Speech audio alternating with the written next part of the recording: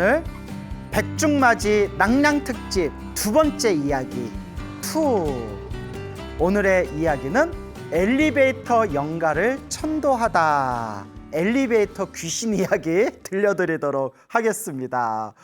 나 이거 이야기 편집하는데 저도 무서워가지고 등줄이 서늘하더라고요. 여러분 혼자서 엘리베이터 타는 거 무서우신 분들은 이거 그냥 끝까지 보지 마세요. 근데 항상 마무리는 훈훈하니까요. 그냥 재미삼아 들으시면 좋을 것 같습니다. 여러분 혹시 기억나십니까? 우리 소나무 시즌 3 몇 달 전에 했던 소나무 시즌 3 중에 150회 그때 이야기가 저승 가는 버스에서 탈출한 어느 젊은 청년의 이야기 들려드렸거든요. 아마 이렇게 여러분 너튜브에서 검색해보면 나올 거예요. 소나무 시즌 3 150회 저승 가는 버스에서 탈출한 어느 젊은 청년의 이야기 들려드렸는데요. 그 거사님을 제가 구미에서 만났어요. 구미에서 만났는데 아이고 제가 그분인 줄 모르고 나중에 알았어요. 그분이 편지를 주셨는데 편지 보고 나서 제가 저승 가는 버스 그 이야기 주인공 당사자입니다. 그 진작 얘기해 주셨으면 같이 이렇게 봤을 때 스님 제가 그때 그 이야기 주인공이에요 라고 얘기해 주셨으면 제가 더 반갑고 또 몇 마디 좀 대화 좀 더 했을 텐데 얘기를 했는데 제가 못 알아들었을 수도 있고요. 아주 이렇게 훤칠한 젊은 거사님이었는데 아쉽더라고요. 제가 좀 더 친절하게 인사를 드렸을 텐데. 그래서 제가 몇 달 전에 구미 경북 구미 도리사 법문을 갔는데요. 그 도리사에서 이제 거사님을 만났고 그분이 이렇게 편지를 주셨어요. 이렇게 먹을 거랑 이렇게 맛있는 거랑 거기에 이제 편지를 꽂아가지고 주셨는데 편지 보고 나서 그 150회 주인공 저승 가는 버스에서 탈출하신 우리 주인공이셨구나. 나중에 알았어요. 근데 이분께서 또 재미난 이야기, 당신이 또 경험한 귀신 만난 이야기 또 이제 편지로 또 재미나게 저한테 전해주셔가지고 오늘 여러분들에게 내용이 재밌어서 오늘 여러분들에게 이 편지를 읽어드리도록 하겠습니다. 근데 내용이 좀 길어가지고 제가 조금 내용을 편집을 했어요. 그래서 내용이 너무 길어서 그거 다 읽어드리기가 좀 애매해가지고 제가 조금 이야기 몇 개를 이렇게 이제 편집을 했으니까 그렇게 감안하시고 오늘 이야기 재미나게 한번 잘 들어보시기 바랍니다. 혹시 이 이야기 듣고 계신 분들은 절대 엘리베이터에서 듣지 마시고요. 운전하면서 듣지 마시고요. 불 끄고 듣지 마시고 불 환하게 켜놓고 나무아미타불 관세음보살 염불하면서 이 귀신 이야기 백중맞이 낭량특집 두 번째 이야기 여러분들 그냥 편안한 마음으로 한번 경청해 보시기 바랍니다. 존경하는 저의 스승님 광호 스님 안녕하세요. 구미 도리사에 오신다는 말을 듣고 얼마나 기뻤는지 모릅니다. 스승님 존경합니다. 오늘 배우니 너무 날씬하시고 너무 잘생기셨어요. 따봉이라고 보내주셨네요. 사람들이 그래요. 저 실물 보면 훨씬 낫다고. 그래서 제가 우스갯소리로 이거 카메라 내 부셔버리고 싶다고 이렇게 우스갯소리로 농담으로 얘기하는데 이제 어디 법문 가고 법회 가면 우리 신도분들께서 어머 스님 실물이 정말 훨씬 나요 이러시더라고요. 그래서 그러려니 합니다. 자, 계속 읽어볼게요. 엘리베이터 영가를 천도하다라는 제목으로 광호 스님께 편지를 또 적게 되었습니다. 오늘 구미 도리사에서 광호 스님 만나고 귀한 광호 스님 법문도 듣고 사진도 찍어주시고 너무 고마웠습니다. 광호 스님 복 많이 받으실 겁니다. 에구구구. 그때 옆에서 같이 사진 찍을 때 스님 저 소나무 시즌3 150회 주인공 저승 가는 버스에서 탈출했던 그 이야기의 사연자입니다. 그렇게 주인공입니다. 이렇게 얘기해 주셨으면 제가 훨씬 더 반가웠을 텐데 그때 제가 이렇게 관심 깊게 보질 못했어요. 하여튼 반갑습니다.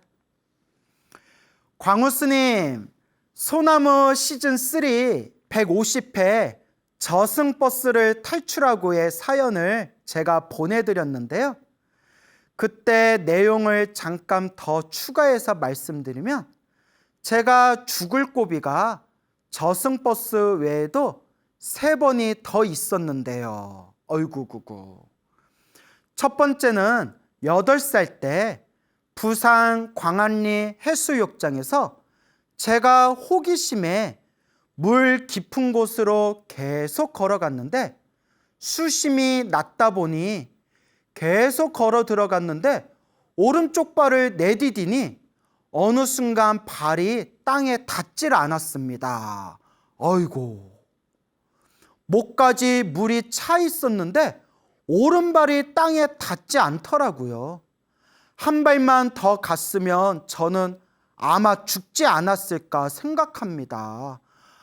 지금같이 우리 여름철에 우리 수영 많이 하는 그런 이런 계절에는 정말 물 조심해야 돼요. 물 조심. 자나깨나 물 조심. 구명조끼도 안 입고 바닷가 쪽으로 계속 걸어갔거든요. 수심이 낮다고 생각해서요. 아차 싶어서 바로 뒤돌아서서 무사히 빠져나왔습니다. 아이고 다행이다. 그리고 우리 물 조심해야 됩니다. 두 번째는 10살 때인가 동네 형들이랑 김해에서 물살이 엄청 센 시냇가가 있었는데요. 폭이 3m 정도였습니다. 구명조끼 없이 상류에서 물에 풍덩 뛰어들었는데 물살이 너무 강해서 허우적거리다가 하류로 빠지기 전에 형들이 손을 잡아줘서 빠져나왔습니다. 동네 형들과 계속 위험한 물놀이를 했는데 하마터면 형들 손을 못 잡고 하류로 흘러들어갈 뻔했거든요. 지금 생각하면 정말 위험한 순간이었습니다. 와, 정말 조심해야 돼요. 사고는 순간입니다. 정말 조심해야 됩니다. 세 번째는 제가 고등학교를 부산 전자공고를 다녔는데요. 고3 때 구미에 S전자로 취직을 하였습니다. 김해 구산동 버스 정류장에서 부산 전자공고를 가려면 아침 일찍 최소 6시에는 버스를 타야 1시간 30분이 걸려 도착해서 학교에 등교할 수가 있었습니다. 어느 날 학교 등교를 위해 구산동 버스 정류장에서 버스를 기다리는데 그 당시에 서로 좋은 자리를 차지하기 위해서 기다리는 사람들이 먼저 버스를 타려고 했었거든요. 어느 날 버스를 기다렸는데 제가 너무 길 앞에 나와 있어서 버스가 앞으로 다가왔을 때 위험한 순간 누가 뒤에서 제 책가방을 당겨서 제 목이 뒤로 확 당겨지는 느낌으로 몸이 꺾이며 뒤로 몸이 빠져나왔고 그 순간에 버스가 제 앞을 쓱 스쳐 지나쳐 갔습니다. 그러니까 하마터면 버스에 치일 뻔했는데 누가 뒤에서 가방을 확 당겨가지고 몸이 뒤로 빠져나가서 그렇게 버스가 자기 앞을 싹 이렇게 스쳐 지나갔다. 하마터면 정말 위험할 뻔한 상황이었다. 이제 이런 말씀이죠. 너무 순식간이라 조금만 늦었으면 큰일 날 뻔했습니다. 그런데 제가 고개를 뒤로 돌려서 누가 당겼는지 확인을 했는데 제 주변에는 사람이 아무도 없었거든요. 그때 정말 신기했습니다. 와, 소름. 오, 대박. 그 버스에 칠 뻔했는데 누가 자기를 확 당겨가지고 몸이 뒤로 빠져나가서 버스를 가까스로 치일 뻔한 위험한 상황을 피했는데 누가 내 책가방을 뒤에서 당겼지? 하고 뒤돌아보니까 주변에 사람이 없었다는 거예요. 이야, 진짜 어떻게든 살 사람은 살아요. 다행이다, 다행이다. 그러니까 우리 사고 조심해야 돼요, 여러분. 자, 계속 읽어볼게요. 제가 초등학교 시절 외할머니가 저에게 무서울 때 나무 아미탑을 관세음보살 연부를 하면 반드시 부처님이 보호해 주신다고 말씀을 해주신 기억이 있습니다. 아이고, 외할머니가 독실한 불자분이셨나 봐요. 외할머니가 초등학생이었던 자기 시절에 외할머니께서 초등학생이었던 자기한테 말씀해 주시기를 무서울 때 나무 아미탑을 관세음보살 연부를 하면 반드시 부처님이 보호해 주신다라고 말씀을 해주신 기억이 있다. 맞습니다, 여러분. 사실 우리가 지금 당장 5분 앞에 무슨 일이 생길지 몰라요. 정말 무슨 일이 생길지 몰라요. 한 치 앞도 알 수가 없다. 그래서 제가 늘 말씀드린 게 염불해라. 늘 염불해라. 일상생활 속에서 늘 염불이 습관처럼 염불해라. 희한한 게 염불하면 정말 위험한 상황 속에서 보호받는 가피의 힘이 있어요. 혹 사고를 당해도 크게 받을 걸 작게 당해요. 정말 묘한 힘이 있습니다. 그러니까 여러분, 늘 염불하는 습관을 들이세요. 우리가 소나무에서 제가 입이 아프도록, 여러분들 귀가 아프도록 말씀드렸지 않습니까? 늘 염불해라. 염불은 습관이다. 여러분, 아주 중요한 겁니다. 그리고 브라질 출장에서 저승 가는 버스에 탔다가 살아 돌아오는 꿈을 꾼 뒤에 나중에 어머니께 자세히 말씀을 드렸습니다. 어머니의 첫마디가 절에서는 절대로 꽁돈을 받지 않는구나. 절에서는 절대로 공돈을 받지 않는구나. 감탄하셨습니다. 어머니가 말씀하시기를 어머니가 자주 다니시는 절에 가셔서 부처님께 아들이 무사히 출장 잘 다녀올 수 있게 보살펴 달라고 기도를 올리셨다고 하셨습니다. 절에 연등도 다시고 불전함에 보시도 하시면서 무사히 출장 잘 다녀올 수 있게 간절하게 정성스럽게 기도를 올리셨다고 전해 들었습니다. 겉봐요, 이게 다 원인 없는 결과가 없어요. 그때 우리 소나무 시즌3 150회에서 이 젊은 청년이 그때 꿈에서 저승 가는 버스 타고 하마터면 정말 저승 고갯길 넘어갈 뻔할 때 그때 무사히 그 꿈에서 깨어가지고 정말 하마터면 저체온으로 목숨에 큰 위험이 닥쳤을 때 정말 가까스로 이 몸의 생명을 그렇게 지켜냈잖아요. 그러니까 어머니가 우리 아들 멀리 해외로 출장 가는데 부처님 우리 아들 좀 잘 보살펴 주십시오. 간절하게 정성스럽게 어머니가 기도하셨다. 그러니까 이게 다 부모님의 간절한 기도 속에서 자손들이 다 이 공덕을 받는 거예요. 이 원인 없는 결과가 없습니다. 행복도 불행도 원인 없이 행복과 불행이란 결과가 생기는 게 아니에요. 그러니까 여러분 항상 우리가 좋은 인연을 지어야 됩니다. 염불하고 복을 짓고 선업을 짓고 공덕을 닦아야 합니다. 여러분 계속 읽어볼게요. 부처님과의 인연이 있고 어머니의 간절한 정성스러운 기도로 제가 저승버스에서 살아 돌아올 수 있었다고 생각하고 있습니다. 서론이 너무 길었는데요. 엘리베이터 연가를 천도하다 내용으로 신기한 체험 편지에 적어보았습니다. 광우 스님은 귀신을 보신 적이 있으신지요?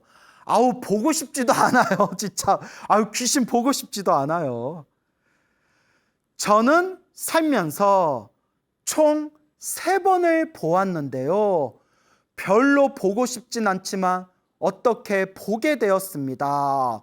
아이고, 귀신을 3번이나 보셨어. 3번이나. 근데 이거는 그냥 제 생각인데 우리 거사님이 보내주신 편지를 보면서 느낀 건데요. 다 그런 건 아니에요. 근데 이런 속설이 있어요. 뭐 불교 경전에 나오는 말씀은 아니고 그냥 우리 민간에 떠도는 속설에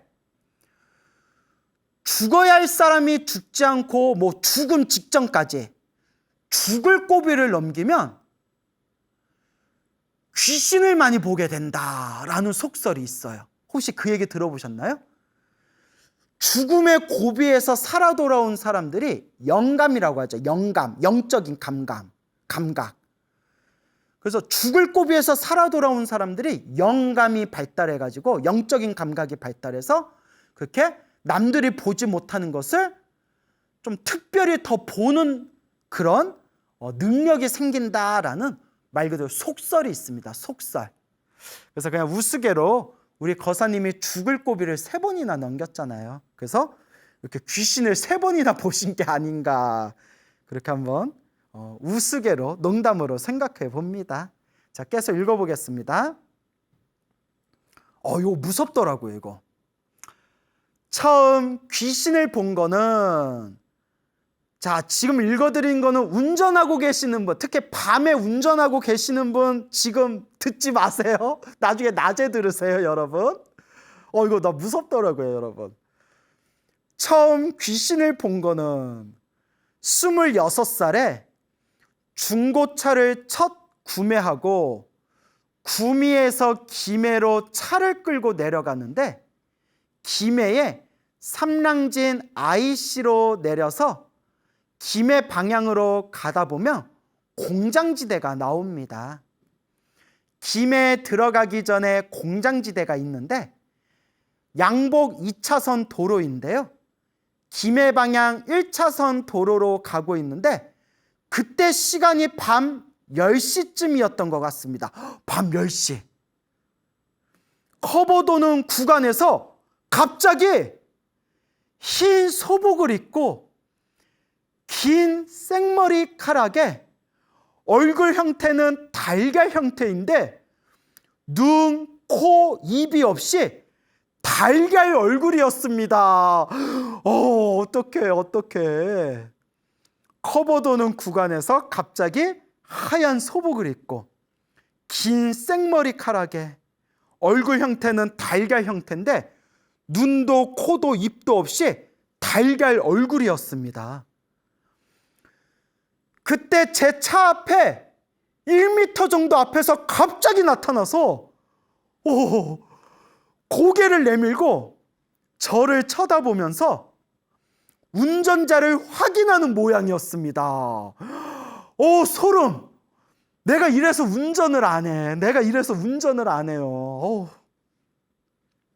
아마도 거기서 사고를 당하신 것 같은데 자기를 친 운전자인지를 확인하는 행동이었습니다. 그러니까 지나가는 차에 1m 앞에 갑자기 나타나가지고 그 차 운전자 누군지 이렇게 유리창에서 쳐다봤다는 거예요. 그러니까 이 거사님은 이제 당신 생각에 아마도 거기서 사고를 당한 영가, 귀신인 것 같은데 자기를 친 운전자를 누구인지 확인하는 행동이었습니다. 나 오늘 엄마랑 자야겠다. 그때 너무 놀라서 핸들을 2차선으로 급 틀고 비켜서 지나갔거든요. 다행히 뒤에서 따라오는 차가 없어서 사고가 없었습니다. 아이고, 큰일 날 뻔했다. 그러다 뒤에 차 오다가 그거 이제 충돌 나면 이거 어떡해요. 그때가 귀신을 처음 봤을 때였습니다. 그리고 염불의 힘을 느꼈던 적이 있는데요.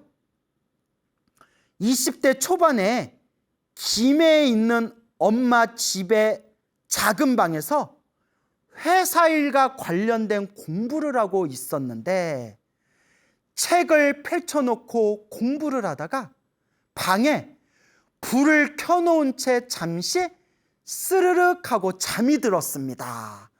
그러니까 불 켜놓고 책상에서 이렇게 공부하다가 책 펴놓고 이렇게 잠이 들었다는 거예요. 근데 요거는 우리 불자들이 꼭 들었으면 좋겠어요. 이 염불의 힘에 대해서 나오거든요. 이렇게 싸라락 잠들었는데 얼마쯤 시간이 지나서 스슥 스스슥 스슥 스스슥 글씨 쓰는 소리가 들렸습니다. 슥슥 글씨 쓰는 소리가 들렸습니다. 꿈이 아닌 실제로 들렸거든요. 그리고 몸이 안 움직이더라고요. 아, 이게 가위구나 하고 생각이 들더라고요. 가위 눌린 거야. 가위 눌린 거야. 아, 가위. 그때 처음으로 가위를 경험했었습니다. 너무 겁이 나서 어떻게 하지 하다가 딱 생각난 게 그래, 외할머니가 가르쳐준 염불을 해보자. 그 앞에 편지에서 앞에 내용에 외할머니가 자기 초등학생이었을 때 무서울 때 나무 아미탑을 관세음보살 외워라 외할머니가 가르쳐 주셨잖아요. 그래, 외할머니가 가르쳐준 염불을 해보자 해서 마음속으로 나무 아미탑을 관세음보살, 나무 아미탑을 관세음보살, 나무 아미탑을 관세음보살 3번을 염불을 했더니 거짓말처럼 도둑이 놀라서 도망가는 것처럼 순식간에 몸이 풀려서 가위에서 풀려났습니다. 우와! 그때 염불의 힘이 뭔지는 모르지만 우리가 모르는 신비한 힘이 있구나 하고 처음 느꼈습니다. 그리고 신기한 건 그 뒤로는 가위를 한 번도 눌린 적이 없었습니다. 아마도 불보살님이 보호해 주셔서 그런 것 같습니다. 와, 나무 아미탑을 관세음보살, 지장보살. 여러분들도 귀신 무서워할 필요 없어요. 괜히 무서운 마음이 들거나 혹은 뭐 헛것을 받거나 뭐 귀신 같은 거 보면 너 귀신? 나무 아미탑을 관세음보살 하고 외치면 돼요. 무서워할 필요 없습니다. 밤에 운전하는데 막 무서우면 거기 차 안에서 뭐 나무 아미탑을 염불이나 관세음보살이나 지장보살 염불이나 천수경이나 능엄주나 금강경 같은 거 크게 틀어놓으면 아무 걱정하실 필요 없어요. 제가 우리 소나무에서 무서운 낭량택지 귀신 이야기 한다고 해서 절대 무서워할 필요 없습니다. 따라해 보세요. 귀신이 나타났다. 귀신 나타나면 너 귀신? 나 불자야. 나 부처님 제자야. 나무 아미탑을 관세음보살 외치면 돼요. 아시겠죠? 나중에 귀신 만나면 한번 해보세요. 그래도 안 보는 게 제일 좋죠.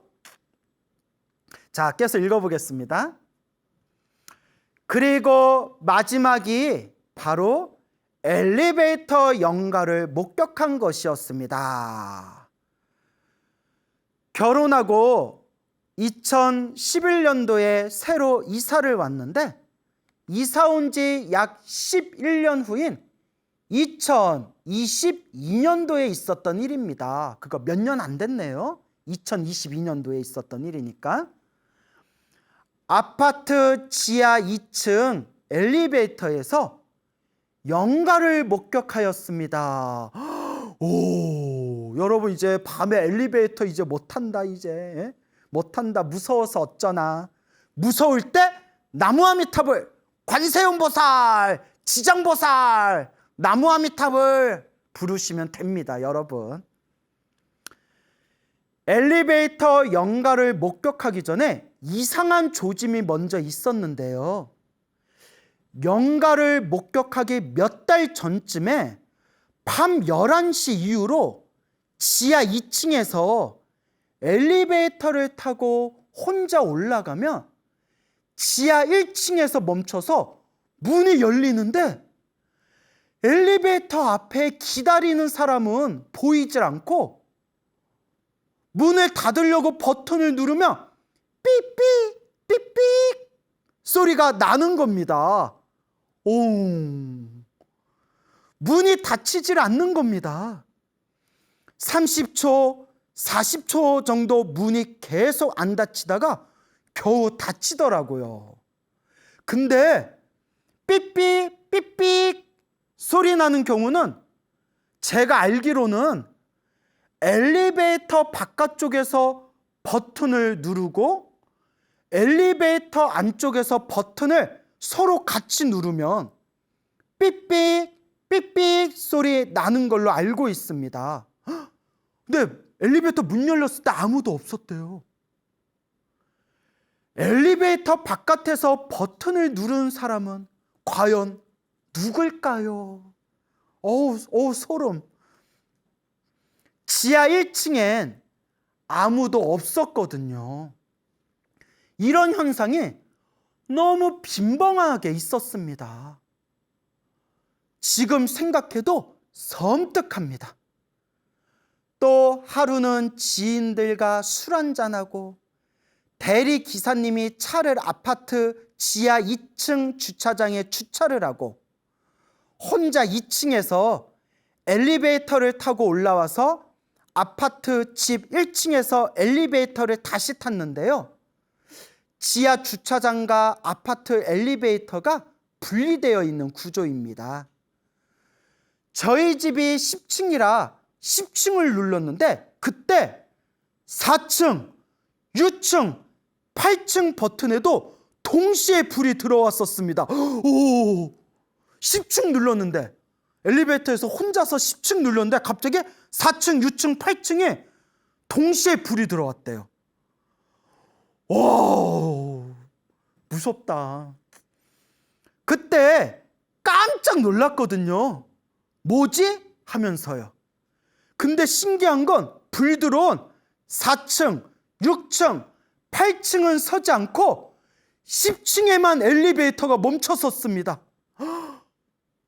4층, 6층, 8층에 버튼이 눌리면 4층에서도 열리고 6층에서도 열리고 8층에서도 열려야 되잖아요. 근데 버튼은 눌렸는데 10층에서만 엘리베이터가 딱 멈췄대요. 그때 털이 곤두서는 것처럼 긴장이 바짝 되었고요. 너무 놀라서 빨리 집으로 들어갔습니다. 그 다음날 와이프한테 얘기를 들으니 엘리베이터가 고장났다고 들었습니다. 멀쩡하던 게 갑자기 고장나는 것도 이상하고요. 그런 이상 현상이 있었는데 어느 날이었습니다. 2022년 11월에 지인들과 술 한잔하고 대리 기사님 도움으로 집 아파트 지하 주차장 2층에 주차를 하고 기사님은 먼저 들어가시고 저 혼자 지하 2층에서 엘리베이터를 타고 버튼을 누르고 문이 닫혔는데요. 그때 시간이 밤 11시쯤이었습니다. 2022년 11월 달 밤 11시쯤. 이야. 엘리베이터가 올라가는데 갑자기 웬 젊은 여성분이 서 있길래 너무 놀라서 으악! 하고 저도 모르게 소리를 질렀습니다. 엘리베이터 올라갔는데 웬 젊은 여성이 갑자기 딱 서 있더라는 거예요. 엘리베이터가 성인 4명이 타며 꽉 차는 공간 정도인데요. 그 여성분이 엘리베이터 중간쯤에 딱 서 계시고 엘리베이터 중간에 딱 서 있더래요. 저는 엘리베이터 오른쪽 뒤에 기대고 있었습니다.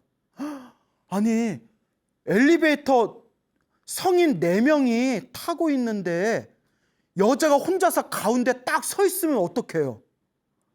그 우리가 전문 용어로 진상이라고 하죠. 진상. 옆에 이렇게 옆에 벽 쪽에 붙어 있어야지. 가운데 떡 하고 있으면. 엘리베이터 한가운데 여자가 딱 서 있더래요. 저는 오른쪽 뒤에 기대고 있었습니다.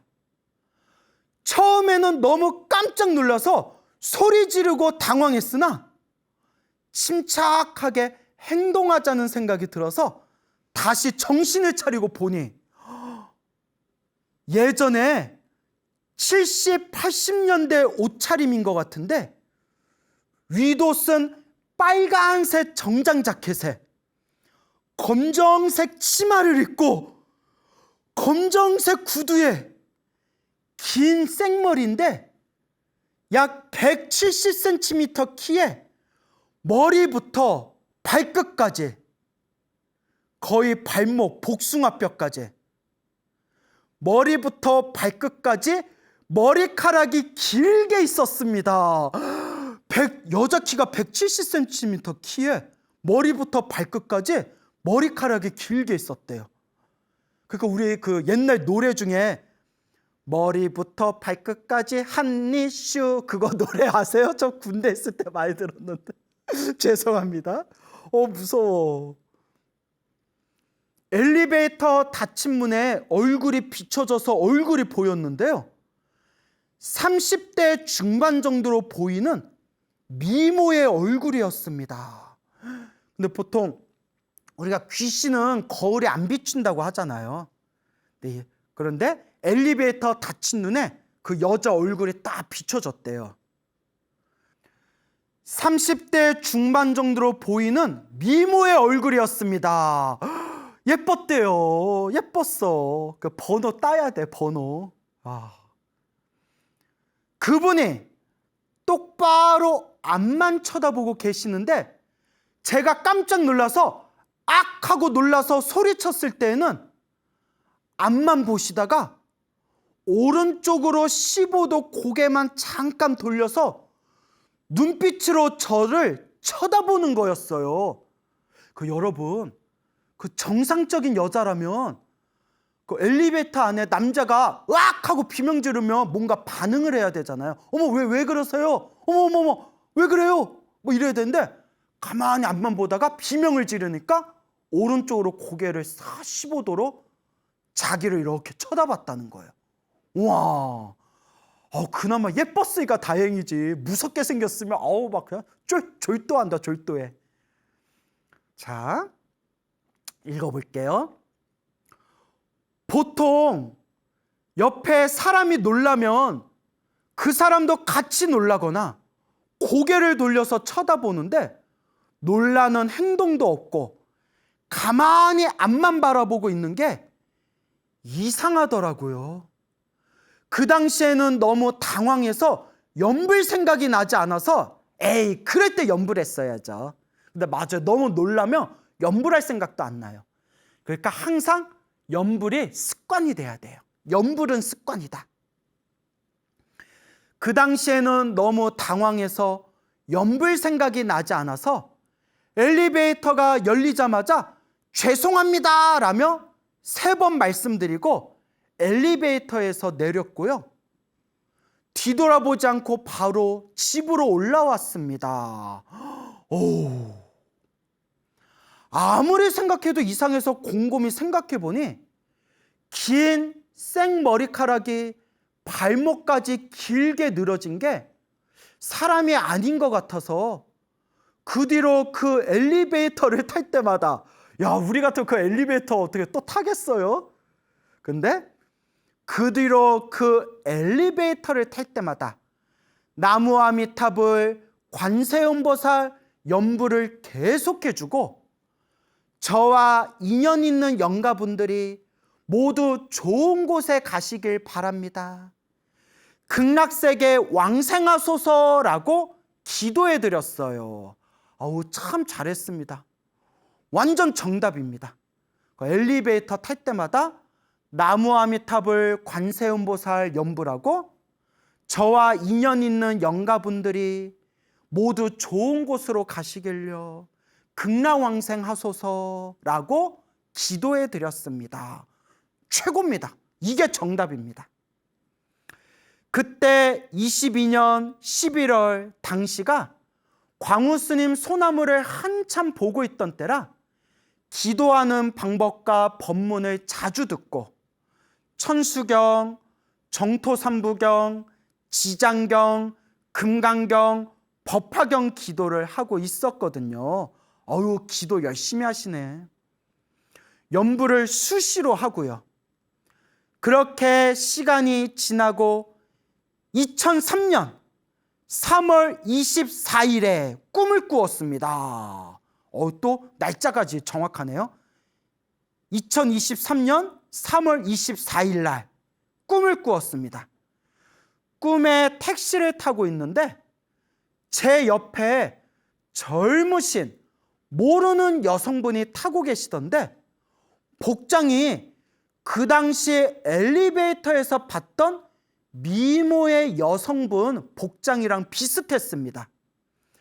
택시 비용이 4,000원인데 택시 기사분이 도착했습니다 라며 하시길래 제가 현금 10,000원을 드렸는데 택시 기사분께서 택시 비용은 4,000원인데 잔돈으로 저에게 현금으로 받을지 복권으로 받을지 물어보더라고요.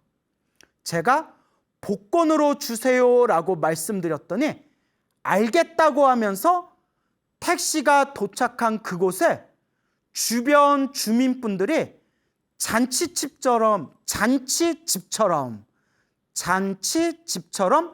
덩실덩실 춤을 추시면서 신나게 제사상을 차리는 거였어요.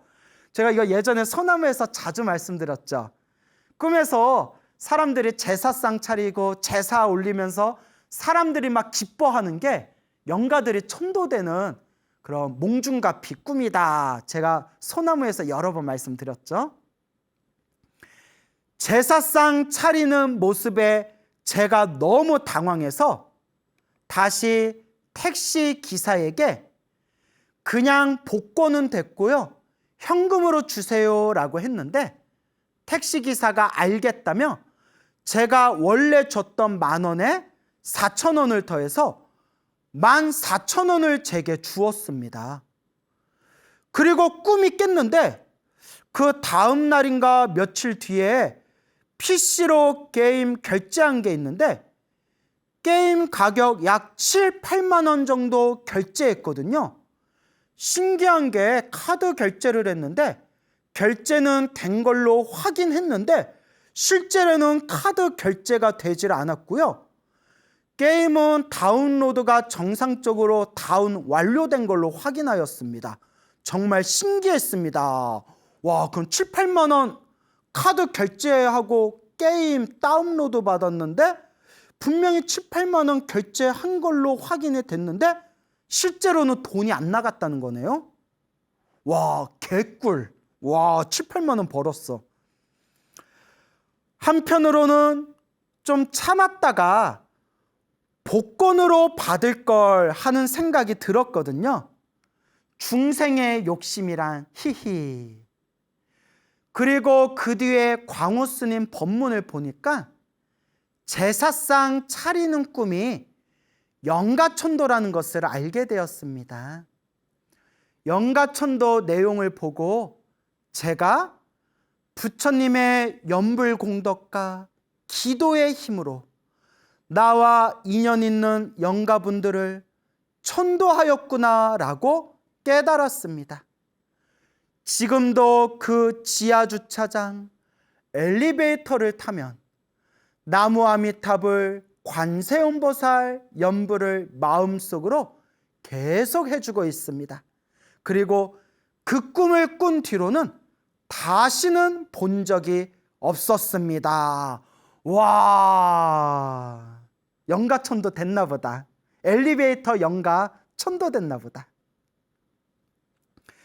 광우 스님이 말씀하신 연불공덕으로 인연이 있는 영가를 천도한 것 같아서 정말 신기하고 부처님, 불보살님의 가피는 정말 있구나 하고 더욱 신심이 생겼습니다. 너무 내용이 긴데 두서없이 작성한 것 같아서 읽어주셔서 감사합니다.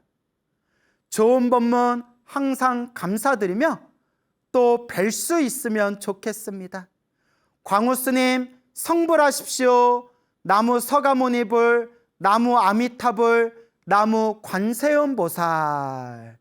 좋은 편지 진심으로 고맙습니다, 불자님.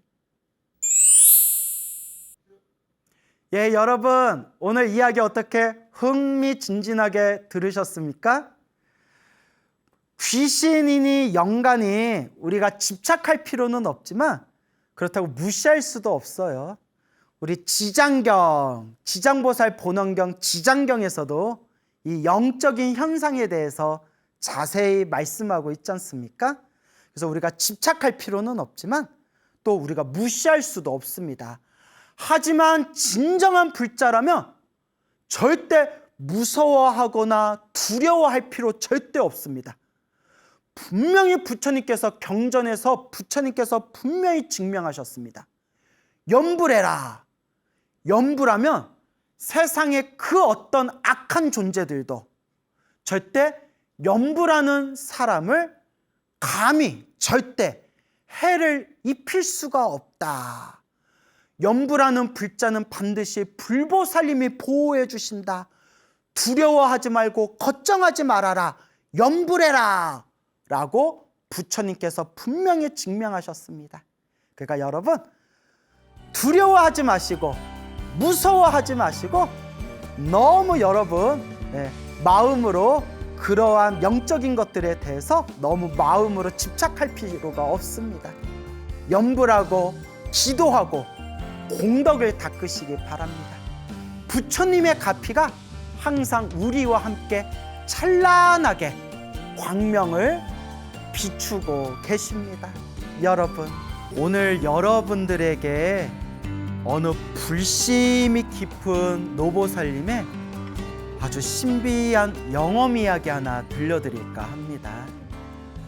참 믿기 힘든 이야기지만 제 손을 붙들고 스님, 제가 지금 들려드리는 이 이야기는 조금의 거짓도 없는 이야기입니다. 절대 거짓이 아닙니다. 스님, 제가 생생하게 제가 체험한 이야기입니다, 스님. 하고 간곡하게 저한테 직접 이야기를 전해주신 어느 불자님의 그런 신비한 영험 이야기가 되겠습니다. 여러분들 한번 잘 들어보세요. 지금 연세가 8순이 넘으신 보살님이 계세요. 이 보살님이 당신이 오랫동안 이렇게 장사를 해왔기 때문에 절에서 또 여기저기서 당신을 알아보는 사람들이 많아서 당신 이름은 대지 말아달라고 부탁하시더라고요. 스님, 제가 오랫동안 장사를 하고 오랫동안 절에 다녀서 제 이름을 얘기하면 딱 알아보는 사람들이 많기 때문에 제 이름은 이야기하지 말아주세요 라고 말씀하시더라고요. 그래서 그냥 성만 따서 최보살님, 그래서 최아무개 보살님의 이야기입니다. 최보살 그거는 괜찮습니다 이러시더라고요. 근데 제가 아는 사람들이 많아서 이름까지 얘기하기는 제가 좀 그래요. 그래서 8순이 넘으신 우리 최보살님께서 직접 저에게 전해주신 이야기입니다. 저도 이렇게 책으로 봤으면 아마 안 믿었을 수도 있지만 저한테 직접 전해주신 말씀이에요. 요 보살님께서 우리 소나무의 완전 찐팬이시래요. 그러면서 이런 말씀을 하시는 거예요. 스님, 제가 지금까지 살아오면서 참 내가 복이 없다. 참 내 팔자가 기구하다.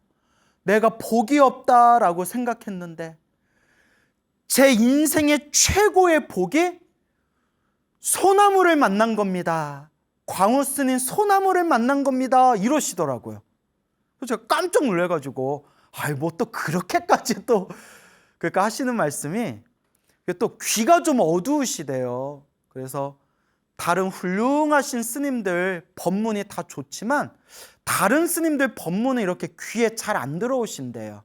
그러니까 우리 스님들 법문이 다 좋잖아요. 근데 귀가 좀 어두우셔서 다른 스님들 법문을 들으면 이렇게 귀가 어두우셔서 잘 안 들어오는데, 요 광우 스님의 소나무 법문은 귀에 딱딱 꽂힙니다. 제가 귀가 한쪽 귀가 어두운데 어두운 제 귀에도 스님 법문은 귀에 그냥 쏙쏙 딱딱 꽂힙니다. 스님 너무 감사합니다 이러시더라고요. 그래서 저도 아유 보살님 좋게 봐주셔서 고맙습니다. 근데 그 최보살님께서 놀라운 이야기를 들려주시는 거예요. 당신이 이제 80을 넘으셨는데 근데 되게 정정하세요. 그냥 목소리도 또랑또랑하시고 아주 그냥 건강하게 그냥 그렇게 정정하신데 10몇 년 전에 옆에서 모시고 살던 모친께서 세상을 떠나셨대요. 옆에 모시고 살던 어머님께서 모친이 세상을 떠났는데 어머니를 그리워하는 마음으로 절에 가서 49제를 올렸대요. 77은 49제를 올렸는데 그때 이제 스님들이 돌아가신 영가분을 위해서 염불해드리고 금강경, 지장경 독송해드리면 참 좋다라는 말씀을 딱 듣고 내가 49제, 49일 동안 이 세상을 떠나신 어머니 영가천도를 위해서 우리 어머니를 위해서 내가 금강경, 지장경을 독송해야 되겠다. 매일매일 내가 금강경, 지장경 독송해야 되겠다라고 딱 마음을 먹으셨대요. 그래서 이제 49제를 지내면서 새벽에 이렇게 잠에서 깨면 새벽에 잠이 안 오신대요. 그래서 우리 어르신들 그렇잖아요. 이렇게 좀 초저녁 잠이 많아지시고 한밤중이나 새벽에 눈 뜨면 잠을 쉽게 못 이루시잖아요. 그러면 이제 방 안에 홀로 있다 보면 막 적적한 느낌도 들고 그래서 새벽에 눈을 뜨면 그 자리에서 벌떡 일어나서 얼굴 이렇게 닦고 방 안에서 이렇게 혼자서 이렇게 금강경, 지장경을 독송하셨대요. 그래서 이제 그날도 매일매일 새벽마다 금강경, 지장경을 독송했는데 어머니 49제 중에 3제를 마쳤을 때 3제, 77제 7번 제를 지내는데 7번 제 중에서 3제, 세 번째 제를 마친 그날 새벽에도 눈을 딱 뜨셔가지고 또 이렇게 방 안에 앉아서 금강경을 독송하셨대. 금강경 금강 파냐 파라밀경 여시야문 일십을 하면서 쫙 금강경을 독송하셨겠죠. 또박또박 천천히 금강경을 독송하는데 어머니 7제 중에 3제 마쳤을 때 새벽에 딱 일어나서 또박또박 금강경을 천천히 독송하는데 꿈이 아니라 생생하게 읽고 있는 금강경에서 환한 빛이 나오면서 우리 그 TV 브라운관처럼 금강경 책 위로 영화처럼 생생한 영상이 펼쳐지더래요. 영상. 금강경은 금강경, 글씨는 글씨대로 보이고 금강경 위로 환한 빛이 나오면서 영상이 영화 같은 영상이 다 펼쳐지는데 금강경 위로 깜짝 놀랐대요. 새까만 옷을 입은 저승사자가 보살님 문 밖에서 대문 안으로 들어오고 현관문으로 들어와서 보살님이 금강경 읽고 있는 방문 밖에 딱 서 있더래요. 저승사자가. 그 금강경 위로 영상에 저승사자가 집 안으로 들어와서 당신 방문 앞에 딱 저승사자가 서 있더래요. 생생하게 보이더래요. 근데 뭐 어떻게 해요? 보살님이 보셨다는데. 우리 최보살님이 직접 얘기해 주신 거예요. 생생하게 보이더래요. 너무 놀랍고 무서워서, 보살님도 너무 놀랍고 무서워서 그냥 금강경만 읽었는데, 그 금강경 위에 그 저승사자가 방문 앞에 딱 서 있는 그 모습이 보이는데 방 안으로는 들어오지를 않더래요. 근데 느낌이, 저승사자가 방문 앞에 딱 서가지고 방 안에 보살님이 금강경 읽고 있는 그 소리를, 방 앞에 딱 서서 금강경 소리를 듣고 있는 그런 느낌이었대요. 그래서 이제 저승사자가 문 밖에 서 있든가 말든가, 보살님은 그냥 또박또박 금강경을 읽고 있는데, 금강경 거의 한 편 끝날 때쯤에, 이제 몇 장 안 남았을 때 갑자기 저승사자가 문 앞에서 딱 합장을 하더래. 합장을. 금강경 위에 환한 영상이 그게 다 보이더래요. 합장을 딱 하더니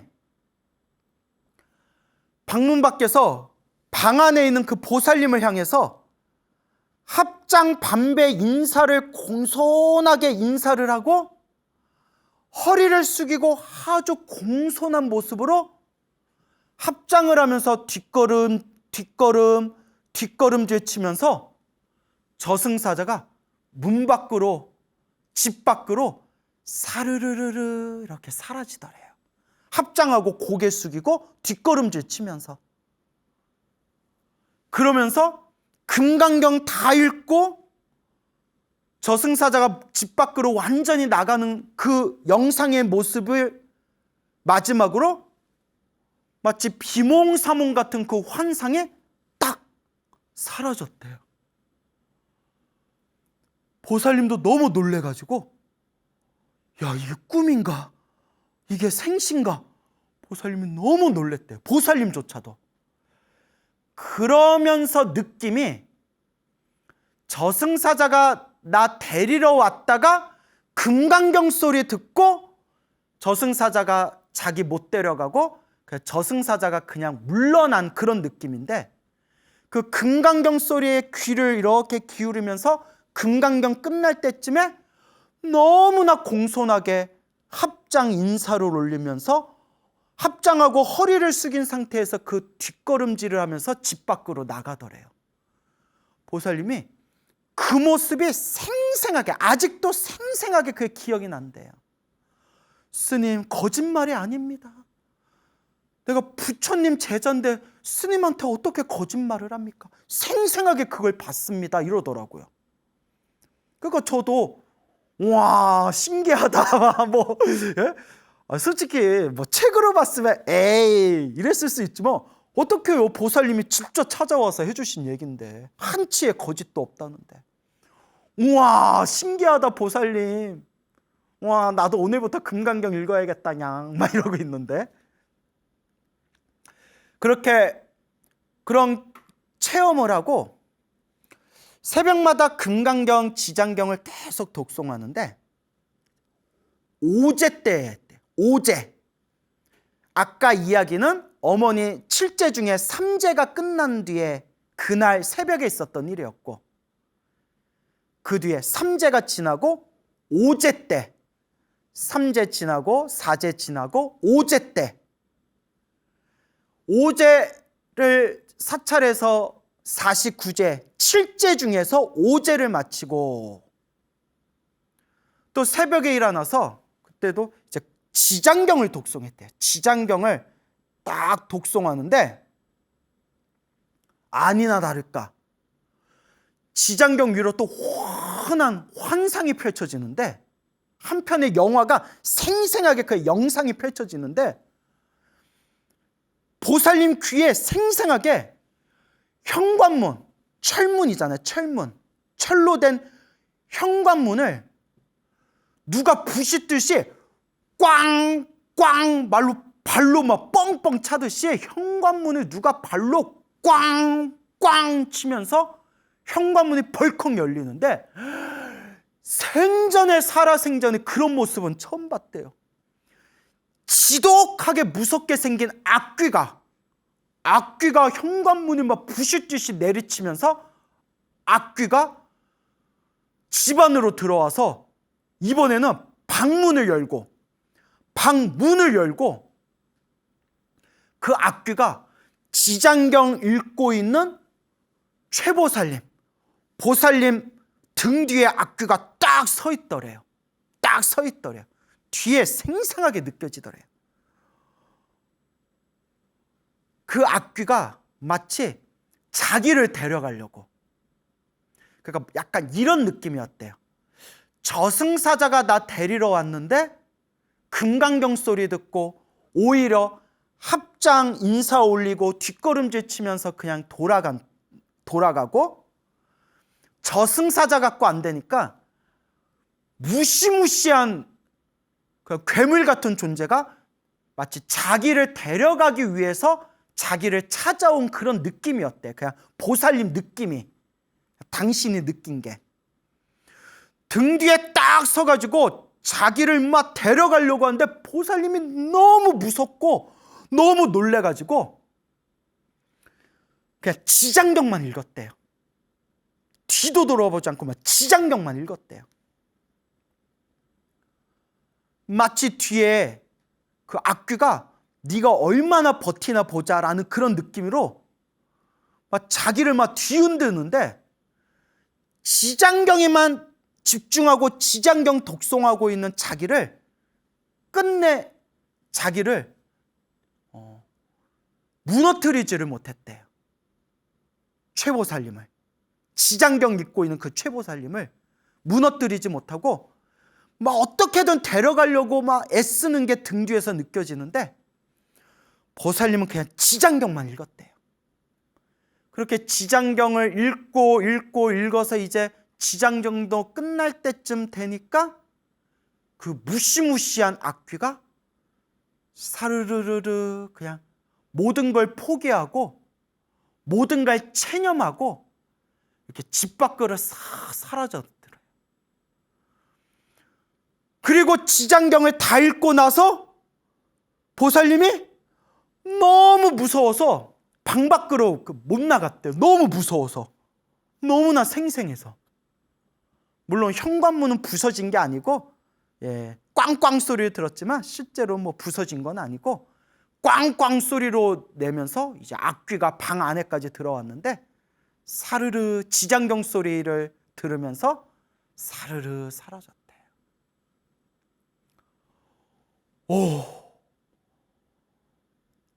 너무 놀라서 너무 무서워서 그냥 지장경만 붙들고 방 밖에 한동안 나가지를 못하셨대요. 너무나 생생해서. 그렇게 이제 오제 때 있었던 일이고, 마지막 7제 때 49일이 되는 마지막 7제 때 어머니 49제를 다 끝내고 나서 화장실에 갔는데 깨서 밑에서 하혈을 하는데 막 피가 막 쏟아지더래요.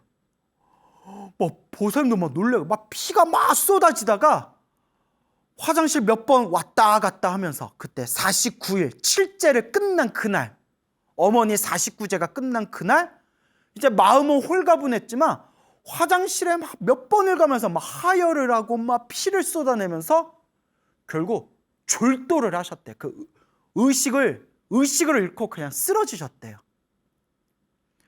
그래서 막 가족들이 놀래가지고 응급실로 실려갔는데 주변 사람들 말이 갑자기 얼굴이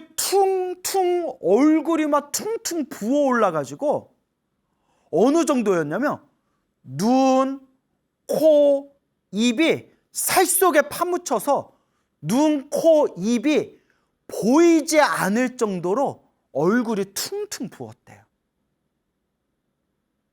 그래서 응급실에 실려갔는데 그 담당 의사도 놀래가지고 그 옆에 있는 가족들한테 환자분 얼굴이 원래 이랬냐고, 의사도 놀래서 얼굴이 막 완전히 부어 올라가지고 눈, 코, 입이 막 살에 파묻혀서 안 보일 정도가 되니까 환자분 얼굴이 원래 이랬습니까? 하고 놀랄 정도였대요.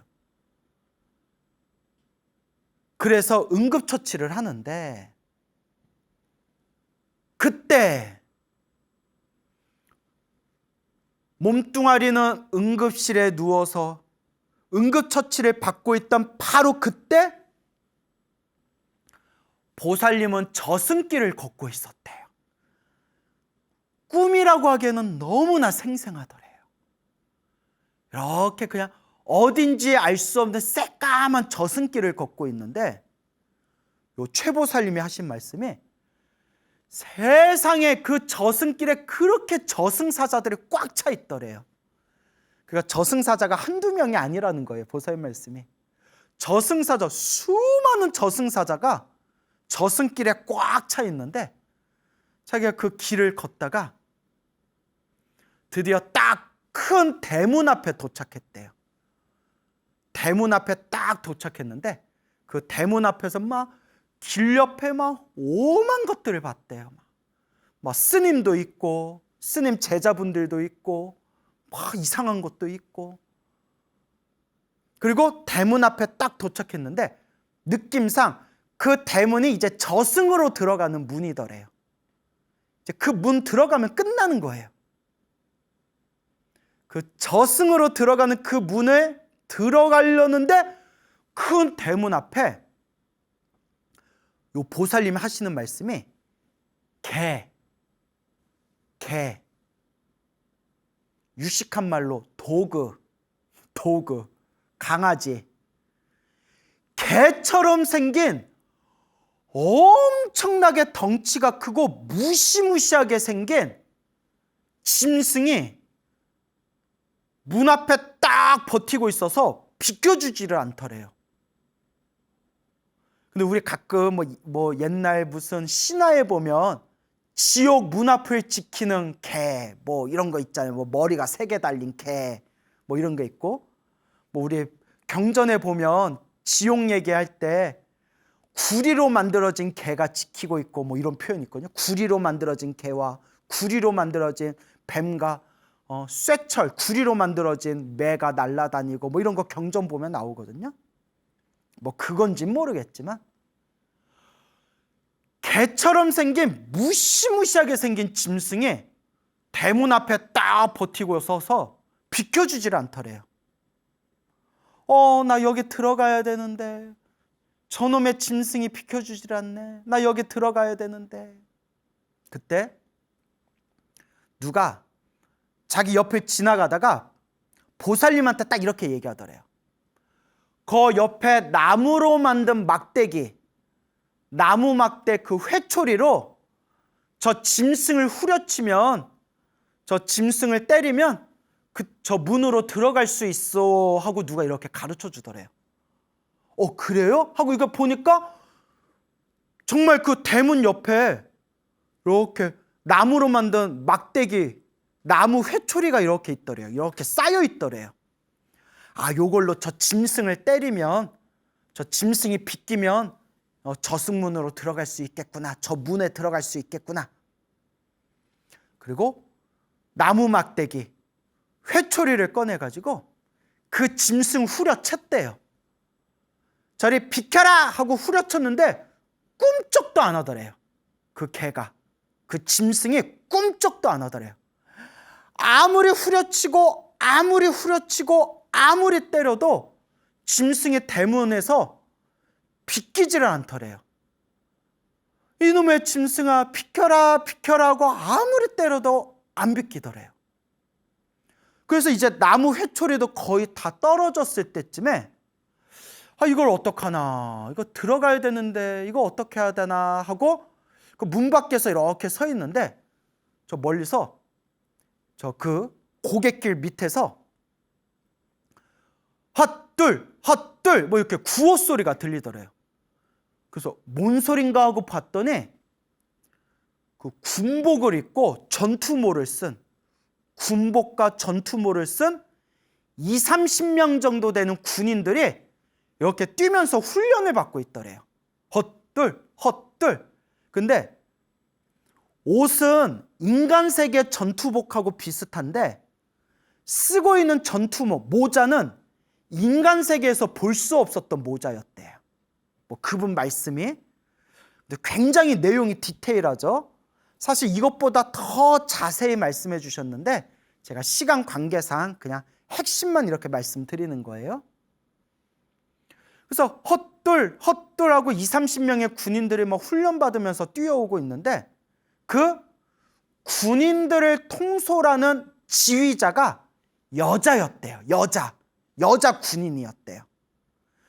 그래서 그 여자 지휘자 군인이 그 20-30명 군인들을 통솔하면서 그 최보살님 자기 앞을 이렇게 지나가다가 갑자기 그 여자 군인이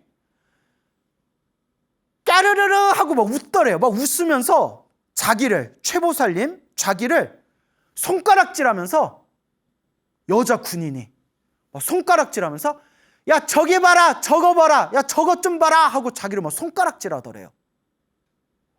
왜 그러지? 하고 보살님이 왜 그러지? 하고 있는데 그 여자 군인이 자기가 통솔하는 지휘하는 군인들한테 야 저거 봐라 저 여자 좀 봐라 저 여자를 봐라. 옷을 홀딱 벗고 있으면서 저 홀딱 벗은 몸으로 문 안으로 들어가려고 한다. 야 저거 봐라 웃기지 않냐.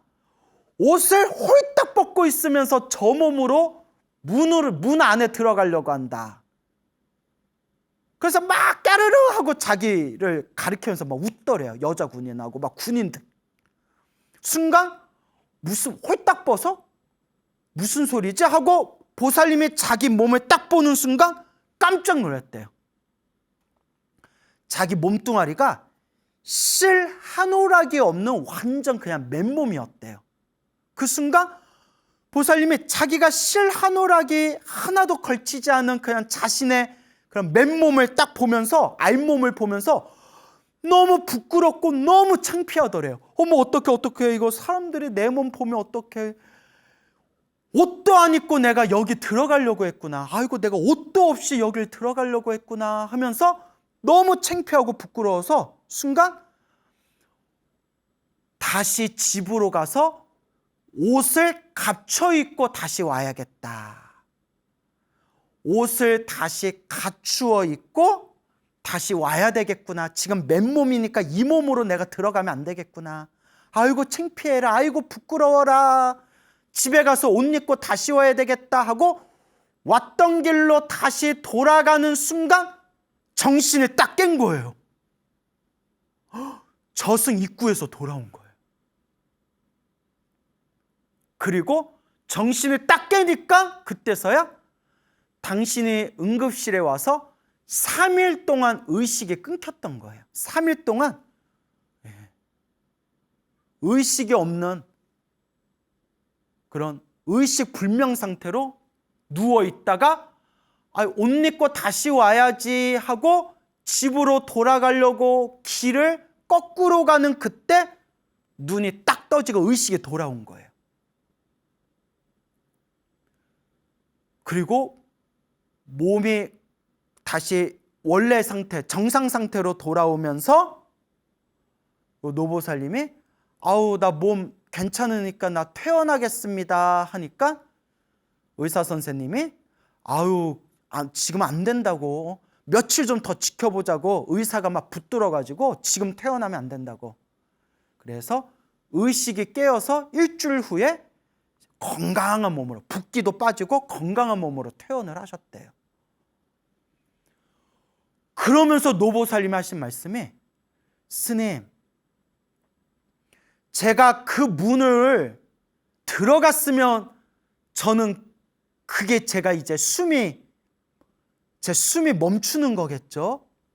근데 그때 저보고 아유 저 옷도 제대로 안 입고 저기 들어가려고 하냐 하고 저를 손가락질하면서 저를 일깨워줬던 그 여자 군인이 혹시 관세음보살 아닐까요? 그래서 저도 막 그 이야기에 저도 막 몰입돼가지고 저도 와, 뭐 관세음보살이든 지장보살이든 보살님을 딱 일깨워주고 다시 저승 문 앞에서 아직 세상과 인연이 있어가지고 보살님이 이렇게 돌려보내줬나 봐요. 스님, 제 몸이 맨몸이었던 거는 무슨 뜻일까요? 근데 저는 이제 딱 든 생각이 보살님 이건 그냥 제 생각인데 뭐 보살님이 생생하게 체험하신 보살님의 비몽사몽 생생한 그런 체험이니까 뭐 제가 어떻게 알겠습니까만은 그냥 제가 딱 든 생각은 저것 봐라 옷도 제대로 안 입었으면서 저 안으로 들어가려고 한다. 저것 봐라. 그게 옷을 제대로 옷도 입지 않고 자기 몸을 보니까 맨몸이라고 했잖아요. 알몸인 상태로 저 문 안으로 들어가려고 한다. 그 이야기가 혹시 아직 공덕이 부족하니 공덕. 아직 저승에 가서 새로운 몸을 받기에 공덕의 힘이 부족하니 돌아가서 저승 갈 때 좋은 옷을 입고 저승 문 안에 들어가서 더 좋은 몸을 받을 수 있도록 다시 인간 세계에 돌아가서 복을 짓고 와라, 더 공덕을 닦고 와라 라는 뜻 아니었을까요? 지금 맨몸이라는 거, 알몸이라는 거는 공덕이 부족하니까 공덕 짓고 와라 라는 뜻이 아닐까요? 하니까 그 노보살님께서도 최보살님께서도 뭐 일리가 있네요. 뭐 그러시더라고요. 그래서 보살님이 하신 말씀이 어머니 돌아가시고 77은 49일 7번 7제를 지내는데 3제 때 금강경 독송하는데 저승사자가 왔다가 돌아가고 5제 때 지장경 읽고 있는데 무시무시한 악귀가 방 안에까지 들어와서 자기 등 뒤에서 딱 버티고 있다가 지장경 소리 들으면서 돌아가고 마지막 7제 때 하혈을 해서 피를 쏟고 얼굴이 퉁퉁 붓고 그냥 그 자리에서 그냥 혼절을 해가지고 응급실에 실려가서 3일 만에 의식이 깨었는데 그때 자기가 저승 문 입구까지 딱 서 있다가 다시 집으로 돌아오게 되었다. 이 얘기를 딱 해주시더라고요. 스님, 제가 한치의 거짓말도 보태지 않았습니다. 정말 제가 생생하게 체험한 겁니다, 스님. 아니 그 보살님이 그렇게까지 얘기하시는데 제가 뭐라고 했어요? 에이 뻥이야. 뭐 내가 이러겠어요? 나무 아미타불 관세음보살. 그래서 보살님께서 내가 몇 번이나 죽었어야 할 몸인데 부처님 가피로 되살아났다. 부처님 가피로 되살아났다. 이번 생 내가 더 닦아야 할 게 있어서 이번 생 더 닦고 가라고 부처님이 나를 살려주셨다. 불보살님이 나를 살려주셨다 생각하고 그로 꾸준히 부처님 은혜 갚는 마음으로 기도를 열심히 하셨대요. 연불도 많이 하시고 금강경도 많이 읽으시고 지장경도 많이 읽으시고 그러다가 올해 몇 개월 전의 일이었대요. 지금 80 넘으셨다고 했죠? 몇 개월 전에 옆구리가 너무 아프시더래요. 옆구리 뼈 있는 데가 너무 아프더래요. 그러면 병원 가보셔야 돼요. 검사 받아봐야 돼요. 근데 당신이 몇 날 며칠 동안 옆구리가 너무 아파오는데 이거 병원에 가서 검사를 받아야 되나. 네, 뭐 남 얘기라서 자세히 얘기하긴 뭐하지만 보살님이 연세가 많으신데도 조금 당신이 이 생활 속에서 당신이 조금 짊어진 짐이 좀 있으시더라고요. 짐들이. 그래서 보살님께서 스님, 광우 스님 소나무 법문 들으면서 이게 다 이번 생 내 빚을 닦는 거다. 전생에 지은 내 업보를 지금 이번 생 내가 닦고 있는 과정이다 생각하면서 그렇게 기도하며 살아가고 있습니다 하시더라고요. 그래서 이제 옆구리가 아프셔서 이거 병원에 좀 가봐야 되나 생각하고 계셨는데 매일매일 꾸준히 기도를 많이 하시거든요. 올해 9월인가 올해 지금이 2024년 지금 11월이거든요. 9월 달에 있었던 일이래요. 생생한 꿈을 꿨는데 웬 여자가 큰 냄비, 그러니까 우리 부대찌개 끓여 먹을 때 쓰는 큰 냄비같이 보였대요. 보살님 말씀이 어디 부대찌개 집에서 쓰는 깨끗한 큰 냄비에 하얀 죽을 끓여가지고 죽을 딱 끓여서 그 죽이 소복하게 죽이 담긴 그 냄비를 꿈에서 보살님한테 이렇게 주면서 자 먹어라 이러시더래. 그거 먹어라. 근데 얼굴은 처음 보는 얼굴인데 스스로를 그 여자가 스스로를 친정엄마라고 하더래. 친정엄마. 얼굴은 우리 엄마 얼굴이 아닌데 그 스스로 나 친정엄마다 그러면서 죽을 다 끓여가지고 이거 먹어라. 그래서 그 하얀 죽을 딱 먹으려는데 숟가락이 없는 거예요. 숟가락 어디 갔니 숟가락 하다가 먹지 못하고 잠에서 딱 깼대요. 너무나 생생한 꿈이었는데 그때 보살님이 이 광우스님 소나무를 하도 많이 들으셔서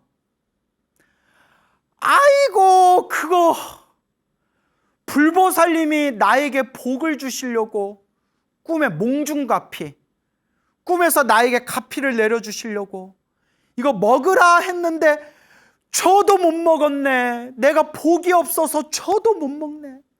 저도 그걸 못 먹고 있었네 하면서 막 가슴을 치면서 막 한탄을 하셨대요.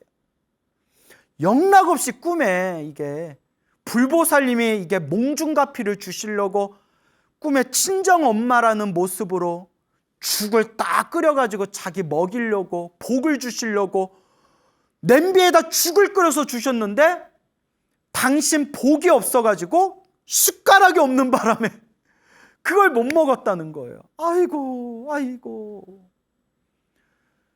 너무 속상한 마음에 그래서 참 노보살님이 그때 딱 일으킨 생각이 그래 내가 복이 없구나.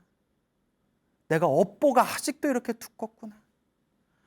그러니 더 열심히 기도해야 되겠다. 더 열심히 기도해야 되겠다 생각하시고 세면장에서 깨끗하게 씻으시고 자리에 딱 앉으셔서 매일 평소에 하던 기도 순서대로 딱 기도를 하고 기도 마지막 순서로 지장경을 이렇게 읽으셨대요.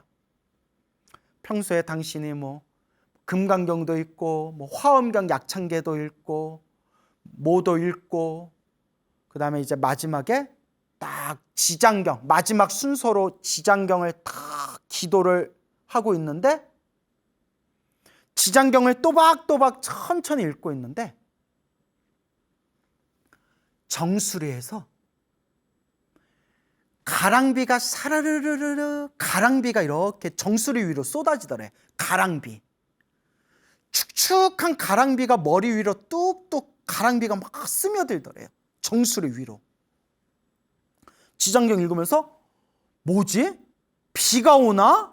하는데 가랑비가 정수리 위로 사르르르르 가랑비가 스며들면서 머리에서 물방울이 뚝뚝, 머리에서 물방울이 떨어지면서 지장경 위로 뚝뚝, 지장경 위로 물방울이 떨어지는데 그 물방울이 보석같이 맑고 영롱하더래요. 물방울이 뚝뚝 지장경 위로 뚝뚝 떨어지는데 보석처럼 맑고 영롱한 방울방울이 떨어지더래요. 순간 정수리가 막 가랑비가 막 떨어지는 것처럼 축축하니까 뭐지? 하고 이거 머리를, 자기는 무의식적으로 머리를 딱 만졌는데 머리에 만졌는데 손가락에 축축한 젖은 느낌이 들더래요. 어머, 이거 진짜 이거 뭐 물 떨어지나 보다 하고 청장을 딱 쳐다보는데 청장이 그냥 멀쩡하더래요. 물방울 떨어지나 봤는데 그냥 멀쩡하더래요. 그리고 다시 딱 보니까 머리 위에, 정수리 위에 그 축축한 그 젖은 그 느낌과 뚝뚝 떨어진 그 물방울이 흔적도 없이 사라졌대요. 정말 생생하게 느끼고 보고 만졌는데 청장 보고 다시 확인하는 순간 흔적도 없이 싹 사라졌대요. 지장경 위에 아무것도 젖은 데가 없더래요. 희한하다, 희한하다. 지장보살님이, 불보살님이 나를 너무 안타깝게 생각하셔서 가랑비같이 내 머리 위로 가피를 뿌려주신 거 아닐까 생각을 하는데 아니나 다를까 그날 이후로 그렇게 아팠던 옆구리가 그날 이후로 흔적도 없이 싹 사라져서, 아팠던 데가 싹 사라져서 지금까지 하나도 아프지가 않으시대요. 하나도 안 아프시대요. 스님, 광우 스님, 제가 지금 드린 말씀 하나도 거짓이 아닙니다. 하나도 제가 보태지 않았습니다. 정말 제가 생생하게 체험한 것입니다. 스님, 부처님께 너무 감사드립니다. 부처님 아니었으면 저 벌써 죽었습니다. 부처님 감사합니다 하시면서, 스님, 제 인생이 참 박복하다 생각했지만 제 인생의 최고의 복이 광우 스님 소나무 만난 겁니다. 정말 제가 과장 하나 보태지 않고 제 진짜 가장 큰 복이 광우 스님 소나무 만난 겁니다 하면서 막 손을 막 움켜잡으면서 감사합니다 하시는데 막 저도 막 마음으로 울고 막 하늘도 울고 막 땅도 울고 지나가는 깨구락지도 울고 보살님 그러면서 막 감동의 도가니탕이 막 펼쳐졌습니다. 참 그래요. 내가 불교TV에서 방송을 너무 오래 한 것 같다. 소나무도 뭐 거의 10년이 넘어가고 있고 너무 오래 한 것 같다. 이제 그만할 때도 되지 않았나라고 생각할 때 이렇게 우리 불자님들이 스님 법문 덕분에 제가 큰 가피 받았습니다. 너무 감사합니다. 그런 이야기를 들을 때 이거 좀 더 해야 되나? 더 좋은 법문으로 내가 보답해야 되겠구나라는 생각이 들더라고요. 그래서 오늘 80이 넘으신 최보살님의 가피 영험 이야기를 들려드렸습니다. 그 보살님이 저한테 간곡하게 하신 말씀, 스님, 저는 부처님 때문에 삽니다. 부처님 덕분에 살아갑니다. 죽는 그날까지 부처님 은혜 갚는 마음으로 기도하고 복을 지으며 살겠습니다, 스님 라고 저에게 말씀해 주셨습니다. 여러분, 행복해지고 싶습니까? 행복한 삶을 창조하고 싶습니까? 복을 지으십시오. 선업을 지으십시오. 공덕을 쌓으십시오. 복과 선업과 공덕의 힘이 여러분들을 진정한 행복의 길로 이끌어 줄 것입니다. 여러분, 성불하세요.